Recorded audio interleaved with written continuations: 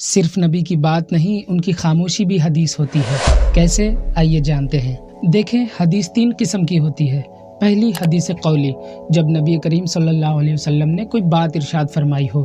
دوسری حدیث فعلی، جب نبی نے کوئی کام کیا یعنی کوئی عمل کیا اور صحابہ نے اسے دیکھا اور روایت کی۔ اور تیسری حدیث ہوتی ہے تقریری، جب نبی نے کسی اپنے صحابی کو کچھ عمل کرتے ہوئے دیکھا یا کوئی بات کہتے ہوئے سنا اور کچھ نہ کہا۔ اللہ تعالیٰ نے کیونکہ آپ صلی اللہ علیہ وسلم کو کوئی غلط کام دیکھ کر اس کو منع کرنے کا حکم دیا ہے، اسی لیے اگر آپ نے اپنے سامنے ہوئی کسی بات سے لوگوں کو روکا نہیں تو مطلب وہ بات یا فعل صحیح ہے۔ لیکن یہ تو صرف شروعات ہے۔ اب سمجھتے ہیں حدیث کے 2 سب سے امپورٹنٹ پارٹس۔ پہلا سند، راویوں کی وہ چین جہاں ہر راوی نے دوسرے راوی سے حدیث سنی ہوتی ہے۔ دوسرا متن، ایکچوئل حدیث کا کانٹینٹ جو حضور نے ارشاد فرمایا۔ جیسے صحیح بخاری کی حدیث نمبر 33 کو لیتے ہیں جو منافقوں کے بارے میں ہے۔ امام محمد بخاری، اس بک کے آتھر، جو حضور صلی اللہ علیہ وسلم کے وصال کے 180 سال بعد اس دنیا میں آئے، جس کے کارن آپ کو حضور کی حدیثیں انڈائریکٹلی کئی راویوں کے ذریعے پہنچی۔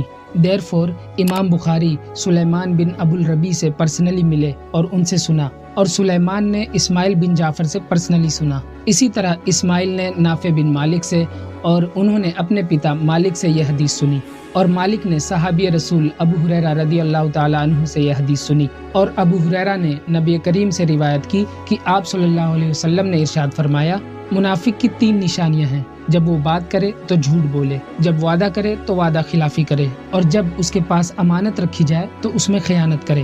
منافق مطلب پاکھنڈی یا ہپوکریٹ۔ بیسیکلی 2 طرح کے منافق ہوتے ہیں۔ پہلا اصلی منافق، منافق اعتقادی، وہ شخص جو سب کو کہے میں مسلم ہوں پر دل سے نبی کو نہ مانے، مطلب کافر۔